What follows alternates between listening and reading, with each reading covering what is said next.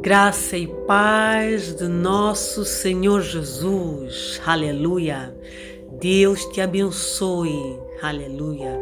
Tu que estás aí deste lado a assistir esse vídeo, Deus te abençoe grandemente e que Ele venha falar ao teu coração através desta mensagem, amém? Deus abençoe a tua casa também, toda a tua família, amém? Então, eu hoje vou dar continuidade ao estudo do livro do Apocalipse. Amém? Vou partilhar a terceira parte do capítulo 1 deste livro. A terceira e última parte do capítulo 1 do livro do Apocalipse. Assim, hoje vamos fechar o capítulo 1 do livro do Apocalipse. Amém? Aproveito ainda para convidar tu que não estás inscrito neste canal para que te inscrevas. Inscreva-te neste canal. Ajude-me a levar a palavra de Deus a mais pessoas. Amém? E para tu que já és inscrito, ativa o sininho. Não deixa de ativar o sininho. Assim, sempre que eu submeter os meus vídeos, receberás do YouTube uma notificação. Amém? Assim poderás acompanhar todos os vídeos que eu submeto no meu canal. Amém? E eu vou pedir também que vocês interajam comigo, deixando os vossos comentários. O YouTube só pode recomendar os meus vídeos a outras pessoas se o YouTube perceber que há uma interação entre mim e as pessoas que recebem o vídeo. E a forma dele perceber essa interação é através dos comentários, o vosso gostei, caso gostem da palavra, caso gostem do vídeo, a vossa partilha, a vossa subscrição, amém? Então me ajude a levar a palavra de Deus até os confins da terra. Não é para minha vaidade, é para a glória do Senhor, amém? Deus abençoe a cada um, amém? Então vamos lá. Hoje então vai ser a partir do versículo 9, Apocalipse capítulo 1. A partir do versículo 9, diz assim a palavra: Eu, João, irmão e vosso companheiro de sofrimento, no reino e na perseverança na fé em Jesus, estava na ilha de Patmos, por causa da palavra de Deus e do testemunho de Jesus. O apóstolo João aqui faz questão de nos revelar aonde é que ele se encontrava quando recebeu esta maravilhosa visão. Ele se encontrava na ilha de Patmos. E eu fiz uma breve pesquisa aqui na Bíblia para perceber mais ou menos a localização desta ilha.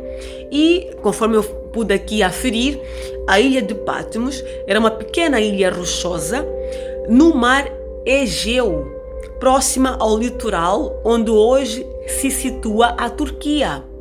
Estão a ver? A Turquia. É curioso, não é? E cerca de 80 quilômetros de Éfeso. Na altura, era conhecida como colônia penal romana. Então, o apóstolo João se encontrava precisamente nessa ilha quando ele recebeu esta linda revelação. E ele continua a dizer: E no dia do Senhor achei-me exaltado no Espírito, quando ouvi atrás de mim uma voz forte como som de trombeta que dizia. Antes de avançar, também achei também aqui interessante esta palavra, no dia do Senhor. Por que o apóstolo João faz aqui referência ao dia do Senhor? Também indo pesquisar a Bíblia, estive esta manhã a fazer essa pesquisa para entender o significado aqui no dia do Senhor.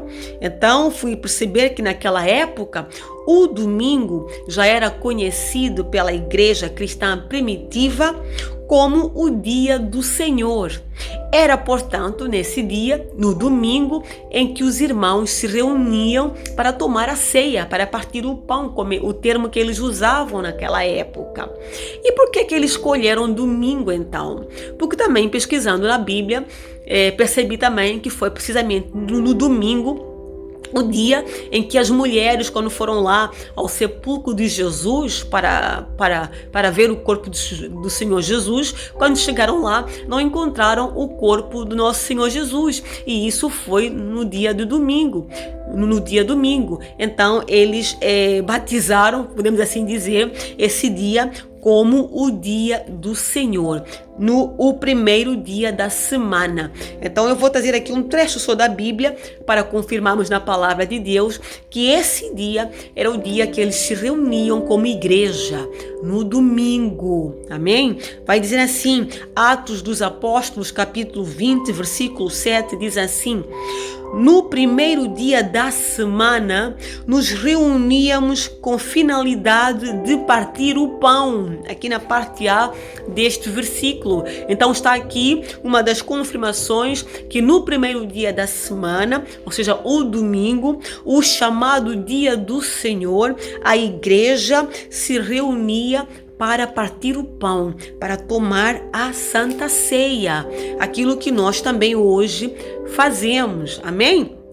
E também depois confirmem no Evangelho segundo escreveu Lucas, capítulo 24, dos versículos 1 ao versículo 6, que foi nesse dia também, no dia do domingo, no primeiro dia da semana, que as mulheres não encontraram o corpo do nosso Senhor Jesus no sepulcro. Então aqui está o porquê do apóstolo João fazer referência ao dia em que ele se encontrava, aonde ele recebeu essa revelação. Então foi num domingo, no primeiro dia da semana. Amém? Achei-me exaltado no Espírito. Também essa expressão exaltado no Espírito é importante nós percebermos. Exaltado no Espírito é uma espécie de êxtase espiritual em que uma pessoa se encontra quando vai receber uma visão do Senhor. A semelhança do que aconteceu também com o apóstolo Pedro. Amém? O Espírito do Senhor conduziu João a uma experiência de êxtase espiritual, durante a qual lhe concedeu uma visão, que em condições normais nós não conseguimos receber uma visão na nossa condição natural. Então é necessário que o Senhor proporcione a condição necessária para que nós possamos então receber as visões que ele tem para nos fazer chegar. E assim aconteceu com o apóstolo João e também aconteceu a mesma coisa com o apóstolo Pedro, a quando de uma visão. Eles se encontraram exaltados no Espírito, uma situação de êxtase espiritual. É como que se o Senhor captasse, não é? Capturasse a nossa mente, não é? De forma que nós pudéssemos ver e ouvir a visão, a mensagem que ele tem para nos fazer chegar. Uma mensagem, um tipo de mensagem que em condições normais nós não conseguiríamos nem ouvir nem ver. Amém? Então isso significa encontrar-se exaltado no Espírito. Uma situação de êxtase espiritual. É algo assim fora do normal, fora do comum. Então foi ali que quando ele diz que ouviu atrás dele um som, uma voz como um som de trombeta. Estão a ver? Foi necessário Deus conduzir, o Espírito do Senhor conduzir o apóstolo João nessa situação, para a partir daí então ele começasse a ouvir e ver o que agora vamos aqui de seguida ler. Amém? Quando ouvi atrás de mim uma voz forte como um som de trombeta que dizia: escreve em um livro o que vês e envia a estas 7 igrejas: Éfeso, Esmirna, Pérgamo, Tiatira, Sardes, Filadélfia e Laodiceia. Voltei-me para observar quem falava comigo e, voltando-me, vi 7 candelabros de ouro. E entre os candelabros, alguém semelhante a um ser humano. Agora o apóstolo João está a ver a visão. Os olhos do apóstolo João estão a contemplar algo. Então o que ele estava a contemplar, ele começa aqui a descrever. Primeiro ele ouve a voz e recebe aquela ordem da voz que ele ouviu. Escreve tudo o que vês e envia para estas igrejas, essas que eu já referi aqui. E agora começa então, o Senhor começa agora a mostrar aquilo que o apóstolo Paulo iria começar a ver. Tudo quanto ele depois tinha que escrever, teria que escrever, amém? Então ele começa a dizer: vi 7 candelabros de ouro. Então foi a primeira imagem que ele vê, 7 candelabros de ouro. E entre os candelabros, alguém semelhante a um ser humano. Olha só que interessante. Vestido com uma longa túnica que chegava a seus pés e um cinturão de ouro ao redor do peito. Antes de avançar, irmãos, eu estava a meditar aqui nesta visão, nesta imagem que o apóstolo João teve. Um ser humano, alguém semelhante ao ser humano, vestindo uma longa túnica que chegava aos seus pés e um cinturão de ouro ao redor do peito.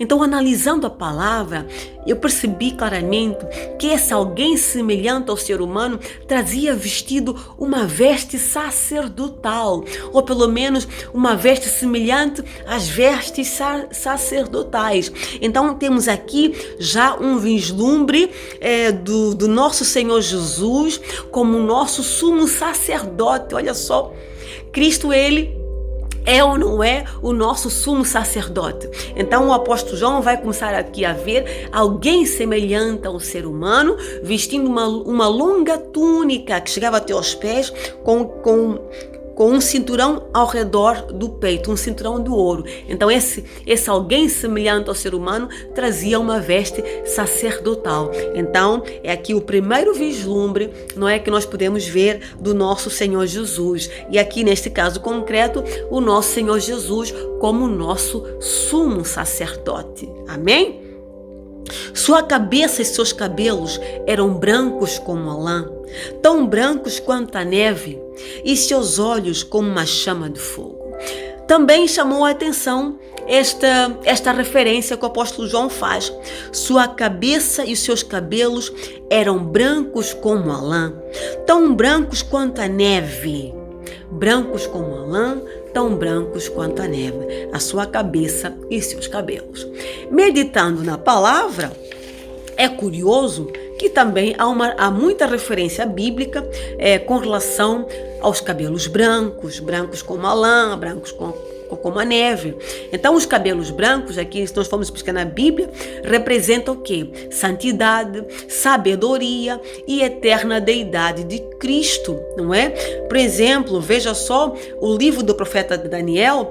Quando o profeta Daniel também teve a visão de Cristo, foi uma visão semelhante a essa que o apóstolo João teve. Depois confiram no livro do profeta Daniel, capítulo 7, versículo 9, até o versículo 13. Confiram então, onde ver uma visão semelhante a essa que o apóstolo João teve, não é? E Provérbios, capítulo 16, versículo 31, nos faz aqui uma referência interessante do cabelo branco, só que aqui ele vai referir como cabelo grisalho, não é? O cabelo grisalho é uma coroa de experiência e esplendor que deve ser conquistada mediante uma vida justa. Ou seja, o cabelo branco, nós sabemos até por nossa experiência humana, não é? Retrata, não é? experiência de vida. No momento, uma pessoa com cabelos brancos, já na sua fase avançada da idade, é alguém que já tem uma experiência de vida. Há pessoas que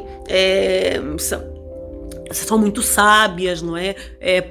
Por tudo quanto aprenderam, foram aprendendo, adquirindo ao longo da sua vida. E também aqui no caso do Senhor Jesus tem que ver com santidade e a deidade do nosso Senhor Jesus.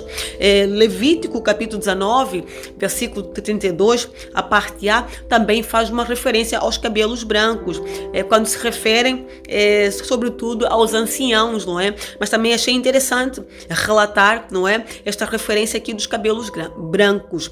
Tu te levantarás reverentemente diante de uma cabeça com cabelos brancos. Ou seja, uma pessoa de cabelos brancos é uma pessoa que nós todos devemos respeito. São pessoas mais velhas, são anciãos. Então Jesus se apresenta primeiro como nosso sumo sacerdote e depois como aquele que merece, que nós todos devemos reverência, respeito, não é? É alguém sábio, é alguém com toda essa sabedoria, é santo, é filho de Deus e pronto, é o Cristo, é o nosso... É o nosso Senhor, não é? Devemos prestar reverência, culto, não é? Adoração. É o nosso Senhor, Ele é o Filho de Deus, Ele é Deus. Então, nós devemos essa reverência ao nosso Senhor Jesus. Amém? E Isaías capítulo 1, versículo 18 vai também agora nos falar também o significado. Nossa, isso aqui foi muito forte. O significado aqui também dos cabelos brancos do Senhor Jesus. Não tem só que ver com a santidade, a sabedoria, a deidade. Claro, são aspectos fortíssimos, aspectos de louvar, não é? Que nós devemos reverência, mas há algo extraordinário que também os cabelos brancos de Jesus aqui representam. Pense só em algo. Sabe o que representam os cabelos brancos aqui de Jesus? Representam a cor dos nossos pecados, após que eles foram lavados no sangue de Cristo. Olha que lindo! A cor branca dos cabelos de Jesus também caracterizam, não é, a cor dos nossos pecados. Os nossos pecados, antes de serem lavados pelo sangue de Jesus, não eram brancos, com certeza que não. Mas depois se tornaram brancos como a lã, brancos como a neve, após que foram lavados pelo sangue de Jesus. Não é lindo? Não é maravilhoso?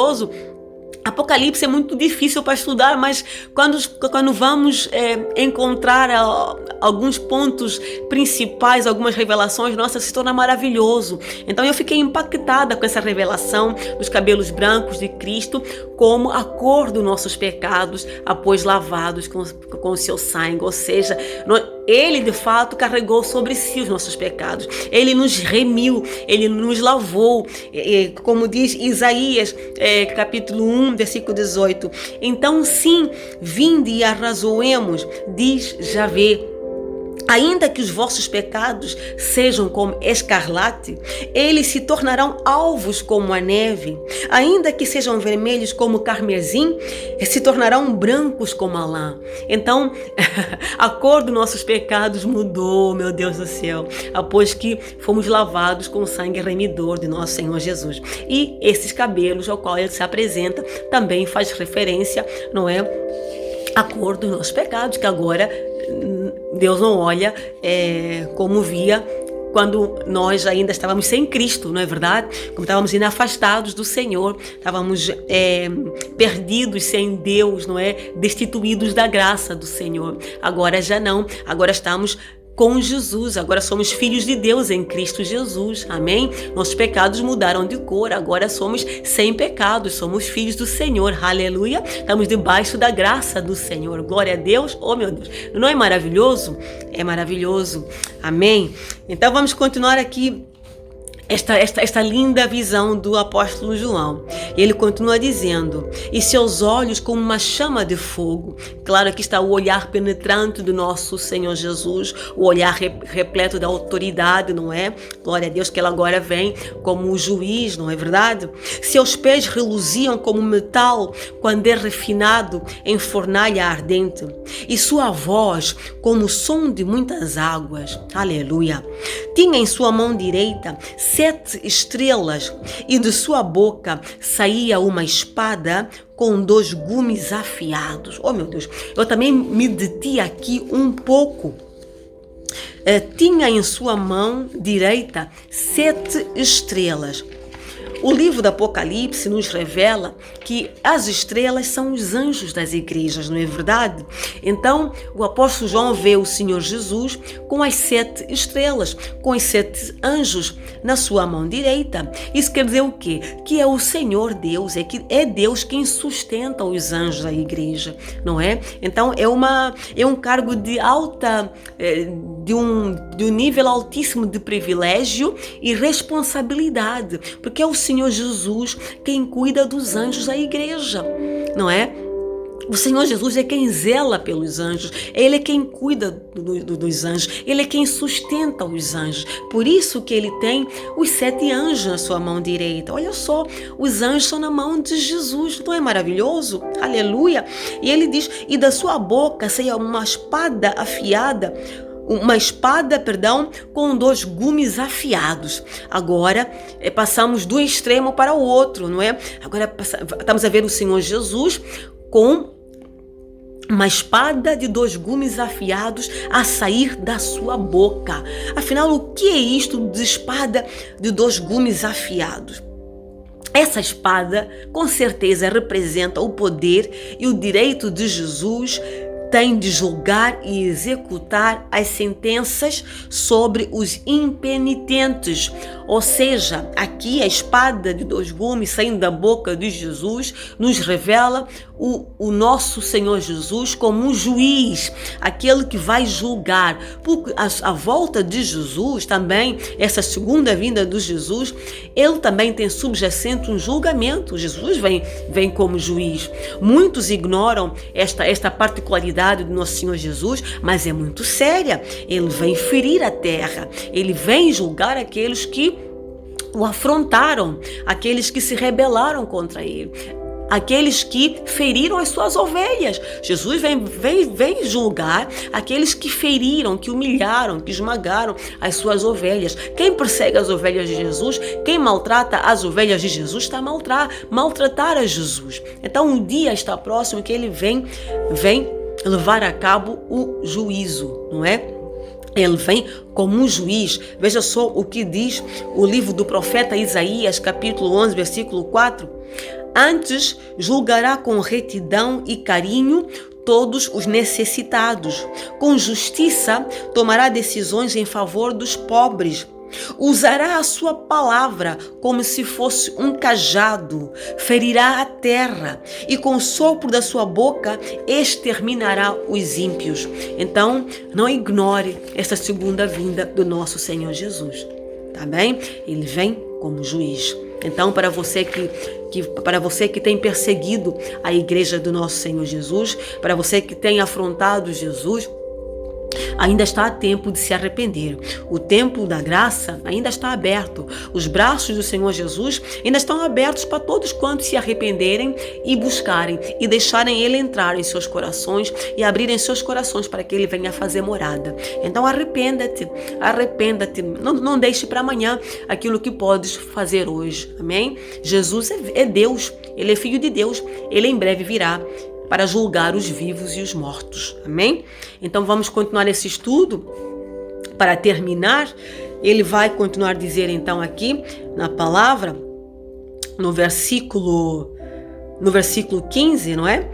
Seus pés reluziam como um metal quando é refinado em fornalha ardente, e sua voz como o som de muitas águas. Tinha em sua mão direita 7 estrelas, e de sua boca saía uma espada com 2 gumes afiados. Seu rosto era como o próprio sol, quando brilha em todo o seu esplendor. Assim que o admirei, caí aos seus pés como se estivesse morto. Então ele colocou sua mão direita sobre mim e disse: Não tenhas medo, eu sou o primeiro e o último. Olha o que o Senhor Jesus disse aqui para o apóstolo João. Não tenhas medo, eu sou o primeiro e o último. Eu achei interessante esta expressão, estas palavras do Senhor Jesus. Eu sou o primeiro e o último. Por que eu achei aqui interessante e considero importante fazer referência? Porque o Senhor Deus, através da boca do profeta Isaías, também falou dele próprio, do Senhor, como sendo o primeiro e o último. Então aqui está o Senhor Jesus se referindo a ele próprio exatamente da mesma forma que o Senhor Deus já vê se referiu a ele próprio quando falou através do profeta Isaías. Confira comigo, livro do profeta Isaías, capítulo 44, versículo 6. Assim diz Javé, o Senhor, o Rei de Israel, o seu Redentor, o Eterno dos Exércitos. Eu sou o primeiro e eu sou o último. Além de mim não há Deus. Olha só, aqui está o Senhor a falar através da boca do profeta Isaías. Eu sou o primeiro, eu sou o último. Além de mim não há Deus. E agora o Senhor Jesus está usando as mesmas palavras do Senhor. Aqui está o Senhor Jesus identificando a Ele próprio como sendo Deus, como sendo o Senhor. Eu sou o primeiro e o último. Confira também ainda no livro do profeta Isaías, capítulo 48, versículo 12, assim diz a palavra: dá-me ouvidos, ó Jacó, e tu, ó Israel, a quem chamei. Eu sou o mesmo, sou o primeiro e também o último. Não é giro?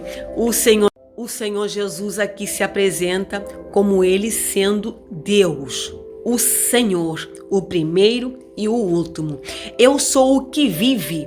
Estive morto, mas eis que estou vivo por toda a eternidade e possuo as chaves da morte e do inferno. Aleluia. Portanto, escreve tudo o que tens visto, tantos os eventos que se referem ao presente, como aqueles que sucederão depois desses. Este é o mistério das 7 estrelas que viste na minha mão direita e dos 7 candelabros de ouro. As 7 estrelas são os anjos das 7 igrejas e os 7 candelabros são as 7 igrejas. Amém? Assim fechamos o estudo do capítulo 1 do livro do Apocalipse. Não é fácil, mas o Senhor da graça, o Espírito Santo nos conduz. Amém? É tudo para a glória do Senhor. Amém? E Deus te abençoe por estar comigo, a partilhar os vídeos, aqui a fazer comentários, a me ajudar, a me fortalecer para continuar esse estudo. Amém? Então, compartilhe este vídeo, subscreva no meu canal e deixe o seu comentário. Deixe o seu gostei, caso você tenha gostado desse estudo. Amém? Deus te abençoe grandemente, em nome do Senhor Jesus. Até o próximo vídeo.